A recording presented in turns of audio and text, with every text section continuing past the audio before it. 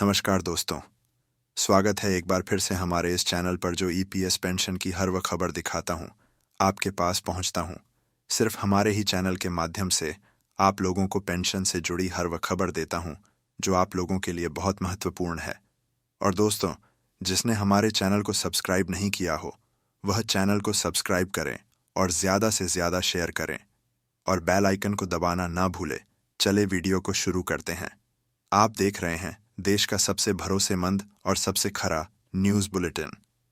मैं हूं आपका हमसफर और आज तारीख 1 नवंबर 2025 हम लेकर हाजिर हैं वो खबरें जो सीधे आपकी जेब, आपके भविष्य और आपके सम्मान से जुड़ी हैं। आज का बुलेटिन उन करोड़ों लोगों के नाम है जिन्होंने अपनी जिंदगी का हर पल इस देश के निर्माण में लगा दिया।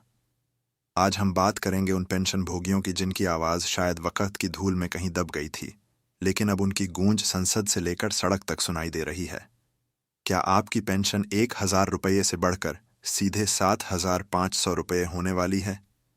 क्या हरियाणा सरकार ने अपने कर्मचारियों और पेंशनर्स को दिवाली का सबसे बड़ा तोहफा दे दिया है? और क्या देश में सामाजिक सुरक्षा का एक नया अध्याय शुरू होने वाला है, जहां 25,000 रुपये कमाने वालों को भी पेंशन का हक मिलेगा? इन सभी सवालों का पूरा विश्लेषण तथ्यों के साथ सिर्फ और सिर्फ यहाँ।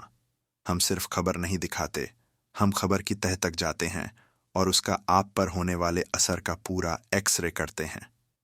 तो अगले कुछ मिनटों के लिए कहीं मत जाइएगा, क्योंकि ये खबरें आपकी जिंदगी बदलने का मादा रखती हैं।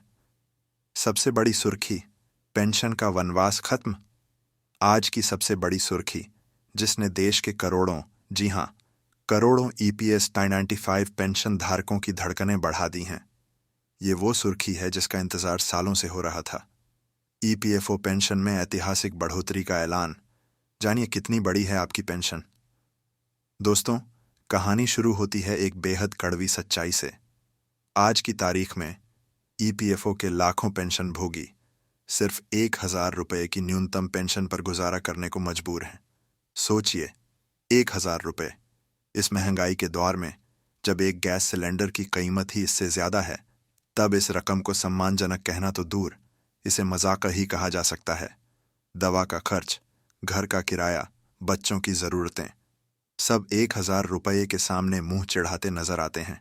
ये पेंशन भोगी कई सालों से संघर्ष कर रहे हैं, सड़कों पर उतरे, अर्जियां दी, लेकिन सिवाय आश्वासनों के कुछ हाथ नहीं लगा।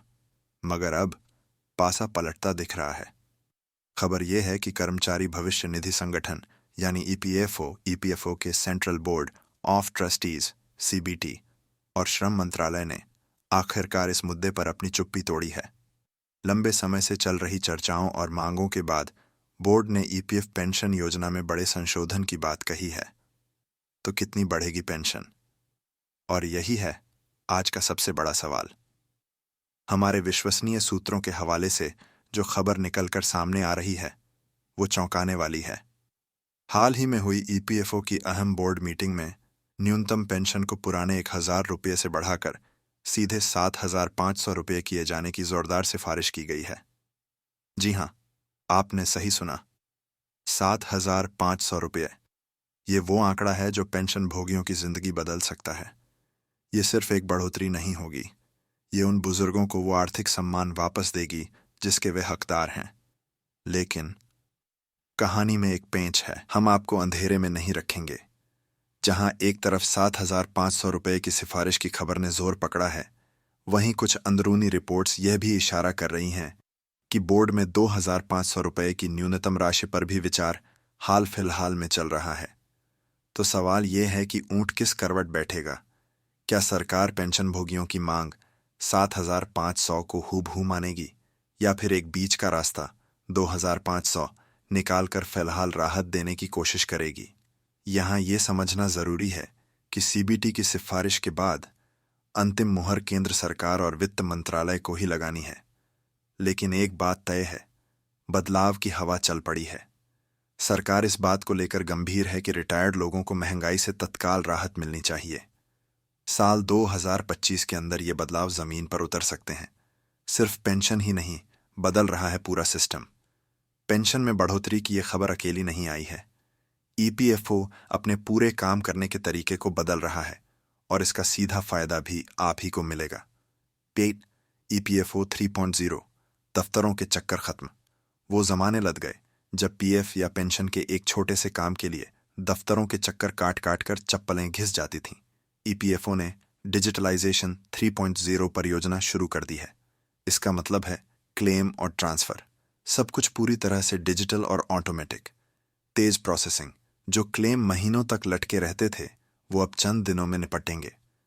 पारदर्शिता, कोई बाबू राज नहीं, आप अपने क्लेम को ऑनलाइन ट्रैक कर सकते हैं।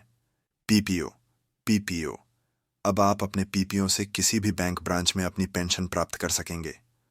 तो सुप्रीम कोर्ट का आदेश और उच्च पेंशन, जैसा कि आप जानते हैं, सुप्रीम कोर्ट के ऐतिहासिक आदेश के बाद ईपीएस 95 सदस्यों को उच्च वेतन के आधार पर पेंशन लेने का अधिकार मिल चुका है। ईपीएफओ अब इस प्रक्रिया को भी सुगम और डिजिटल बना रहा है ताकि ज्यादा सैलरी वालों को उनकी पात्रता के अनुसार पूरी पेंशन मिल सके। 3. बदल गए ये दो बड़े नियम। पहला, निकासी। पहले सिर्फ 2 महीने काम करने पर भी लोग पीएफ का पैसा निकाल लेते थे। अब ईपीएस से पैसा निकालने के लिए कम से कम 36 महीने यानी 3 साल तक काम करना अनिवार्य होगा।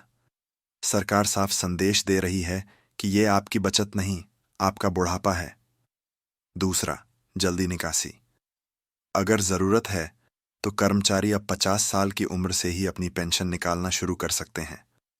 हालांकि ये याद रहे कि जल्दी निकासी पर पेंशन की राशि थोड़ी कम हो सकती है, लेकिन ये विकल्प अब आपके पास मौजूद है।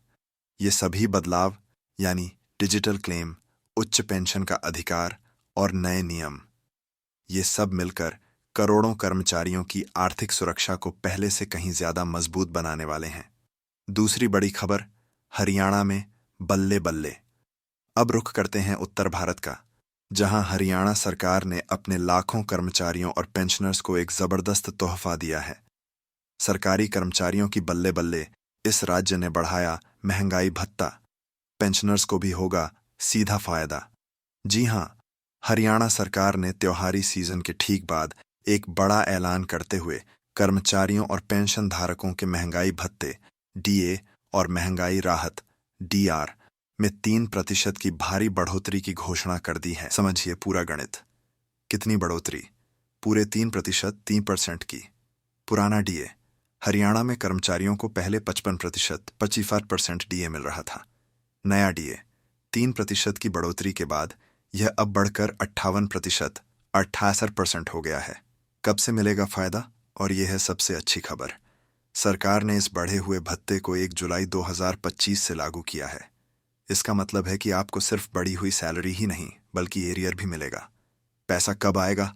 हरियाणा सरकार के वित्त विभाग ने बाकायदा इसकी घोषणा कर दी है।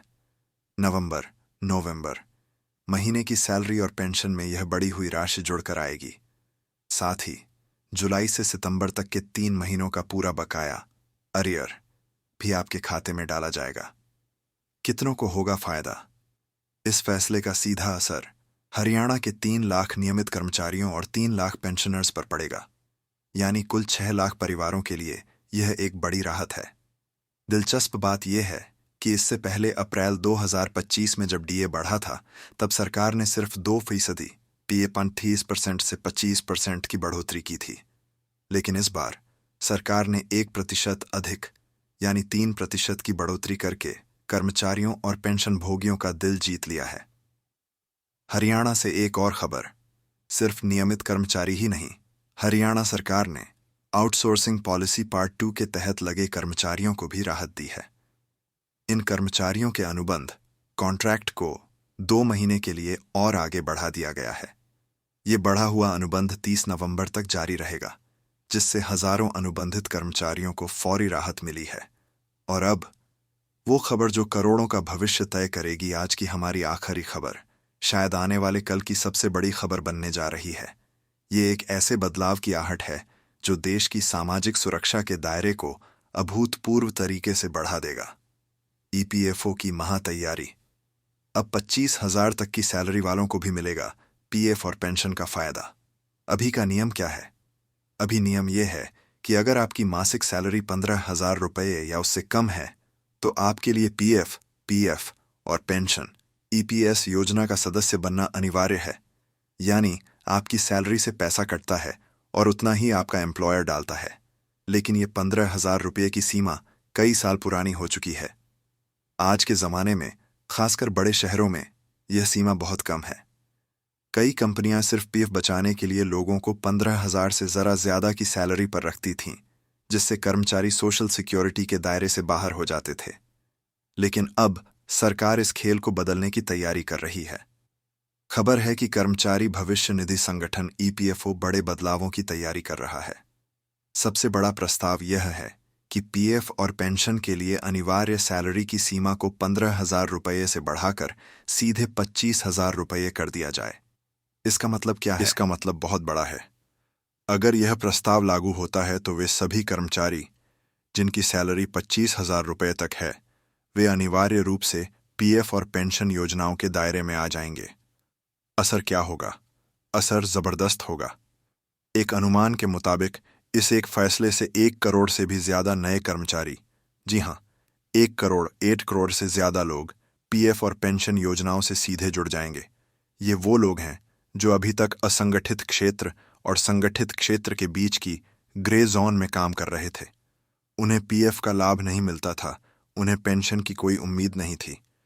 लेकिन इस एक कदम से उन सभी को बुढ़ापे की लाठी यानी पेंशन का अधिकार मिल जाएगा। सोशल सिक्योरिटी का ये दायरा जो बढ़ने वाला है, यह न सिर्फ कर्मचारियों को फायदा देगा, बल्कि देश की अर्थव्यवस्था को भी मजबूती देगा। समापन तो दोस्तों, ये थीं आज की वो 3 बड़ी खबरें जिन्होंने पेंशन धारकों, सरकारी कर्मचारियों और देश के हर उस नागरिक के मन में उम्मीद जगाई है जो अपने भविष्य को लेकर चिंतित है। पहली खबर, ईपीएस 95 पेंशन भोगियों के लिए उम्मीद की सबसे बड़ी किरण, 1,000 की बेबसी से 7,500 की आस। दूसरी खबर, हरियाणा के 6 लाख कर्मचारियों और पेंशनर्स को 58% महंगाई भत्ते का तोहफा। तीसरी खबर, सामाजिक सुरक्षा का महाविस्तार, 25,000 तक की सैलरी वालों को भी पेंशन का हक। हमारा काम आप तक सही, सटीक और तथ्यों पर आधारित खबर पहुंचाना है। हमारा मकसद सिर्फ शोर मचाना नहीं, बल्कि आपकी आवाज बनना है। अगर आपको हमारा ये विश्लेषण, हमारी ये पत्रकारिता पसंद आई हो, तो इस वीडियो को, इस जानकारी को अपने दोस्तों, अपने साथियों, अपने परिवारजनों और हर उस पेंशन धारक या कर्मचारी तक जरूर पहुंचाइए जिसे इन खबरों की जरूरत है। आपकी जानकारी ही आपकी सबसे बड़ी ताकत है। अगले बुलेटिन में नई खबरों और नए विश्लेषण के साथ फिर हाजिर होंगे। तब तक के लिए अपना और अपने परिवार का ख्याल रखिए। जय हिंद।